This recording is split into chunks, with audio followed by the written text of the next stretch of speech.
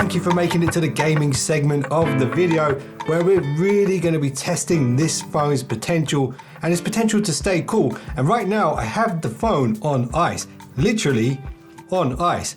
So the phone is off. It is as cool as it's ever going to be, and I'm going to show you guys the thermals on this before we've even started using it. All right guys, just so you know what you're looking at when you see the thermal imager in action, the green cross in the middle is the center measurement right now at 20 degrees. That's the temperature of the phone at the center. The blue cross, which you'll see pop up every now and again, is the coldest part of what the thermal imager can see. And then the red cross will be the highest temperature. So the red cross is up here at the top. It's actually picking up the Alexa behind the phone. All right, so this is how we're going to do the gaming test. To start with, I'm going to play PubG for 20 minutes. At the 10-minute mark, we'll have a look at the thermals, and at the 20-minute mark, we'll have a look at the thermals. I will have the fan running full speed. All right, so first thing we need to do before we start a game is actually change the graphics settings to the maximum. So here, we're going to go to settings, we're going to go into graphics and audio. We're going to set it to Ultra HD. There is no UHD just yet. It's still too early for that. It's coming soon. We're going to go here, the ultra high frame rate. So we get the maximum smoothness on the device. I'm going to leave it as classic style. I'm going to set the anti-aliasing to 2. 4 isn't available yet. It's coming soon. So that's the maximum graphics settings that you can run on PUBG on Android right now. Now, you go to audio, you can also set it to ultra audio. I've already done this, you have to download it. So now we've got ultra graphics and audio. Now while this is loading, I want to show you guys some of the in-game settings because some of these are such an advantage over the competition. It's ridiculous.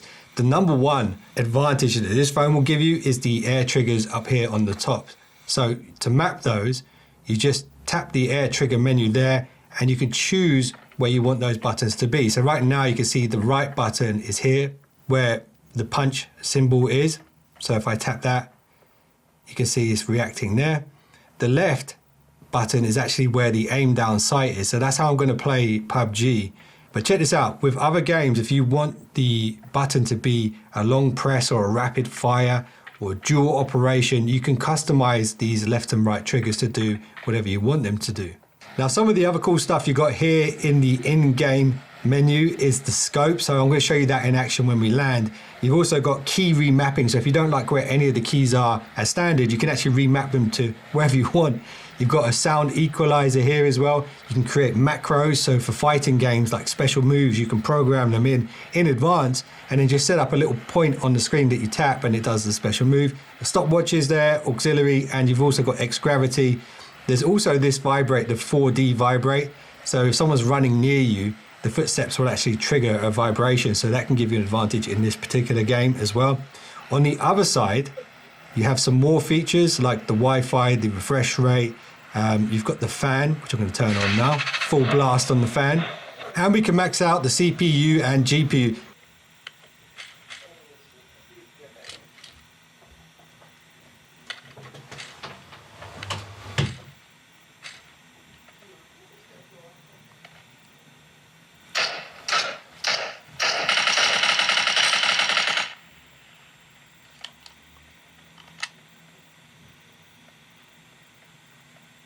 So you see the air triggers in action there. Little quick draw, aim down sight.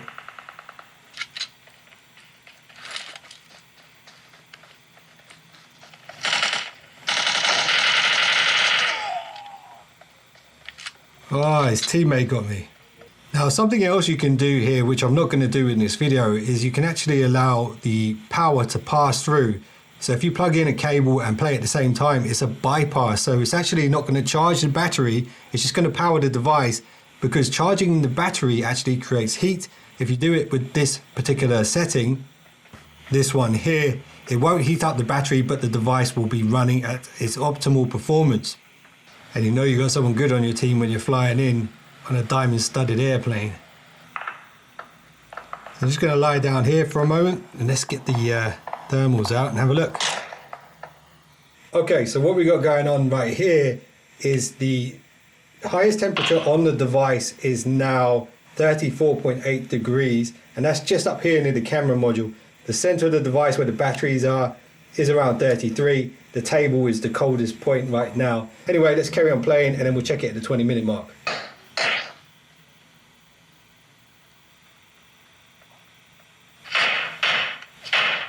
Shoot me again.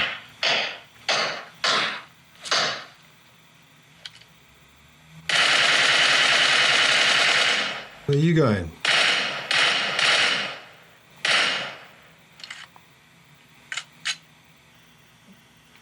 Yeah, so the little scout button here, see the little S dot here, when I push that, it actually acts as a magnifying glass within the game, so you can actually zoom in even without a scope.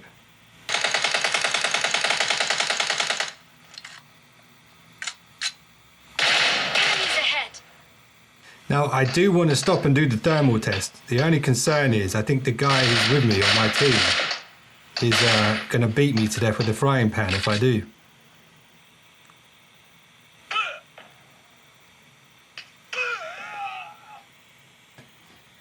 At least it was top 10.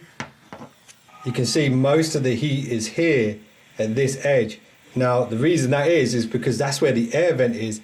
It's pushing all of the hot air out this way, out the side of the device. All right, now time for some Genshin Impact. The fan is going to stay on for the first half. The second half, I'm going to turn it off.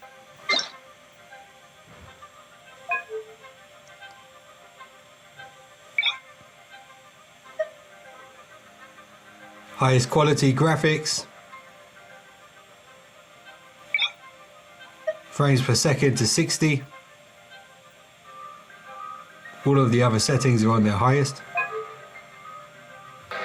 Just going to map the buttons here for this specific game, so we'll turn them on.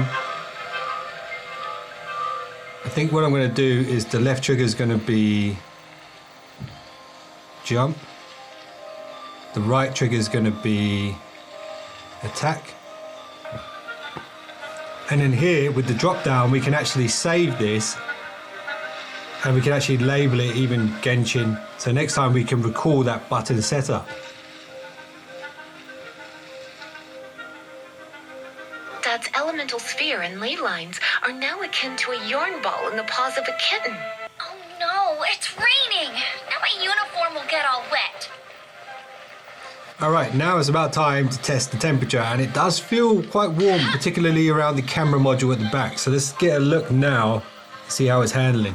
Okay, so what's going on here with the thermals is the phone just around the top of the camera module is the hottest, hitting around 38 degrees. If that gets to about 40, we'll probably see some throttling, but it seems to be doing a good job of cooling it down. See the darker area here near the top? That's the air passing through, and that part of the phone is where it's cooling down quickly.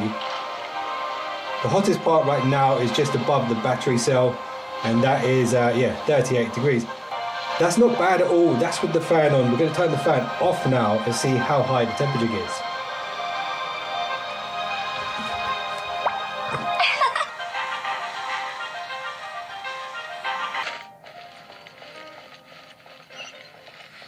Are those explosive barrels over there? Well, one shot should be able to blow them up.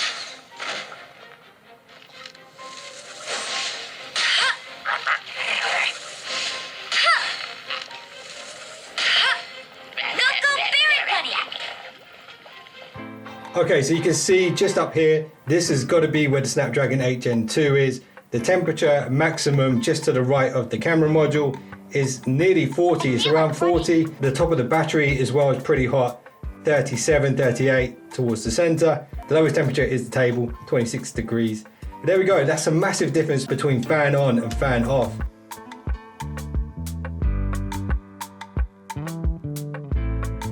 So to speed up the process a little bit, I thought I'd do voiceover to explain what was happening here during the emulation.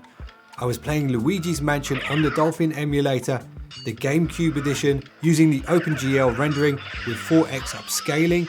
It played really nicely on this device, and I played it for around 30 minutes with the fan on. The thermals pretty much held steady throughout at around 37 degrees, and at its peak around 38. I then fired up the Aether SX2, a PlayStation 2 emulator. This time I used the Vulkan backend, so Vulkan graphics with 4x upscaling again for around 30 minutes, fan on full blast once again, and that game played so smoothly, almost better than I can remember it on PlayStation back in the day. And at the end of the 1 hour 50-minute gaming session, the 6000 mAh battery was on 67%. So this means that after this incredibly intense gaming test, there was still 4200 mAh of battery still in the device. And what's crazy about this is a lot of phones in the past actually shipped with batteries around that size, 4200 mAh. Anyway, here were my final thoughts on the thermals.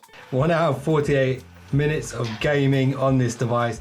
This last one was the most extreme. I even turned it up to 4K to see what it would do. The maximum temperature now isn't even actually up at the camera module, it's just below the vapor cooling chamber, 38 degrees. Let's take a little photo of this. Battery temperature is around about 37, just at the top. Overall, the phone has performed really, really well, especially with the fan. It never seems to get over 40. Without the fan, it hits 40, goes a little bit over. That's when you'd see some thermal throttling. But generally speaking, this phone is over-delivered when it comes to gaming performance on every front. So I hope you guys enjoyed this one. It's a little bit different from my usual videos. Let me know in the comments what you thought of it. And if you want to learn how to play emulator games on your device, there's a thumbnail on screen right now. Go check that out. And I'll see you in the next one. Don't be late.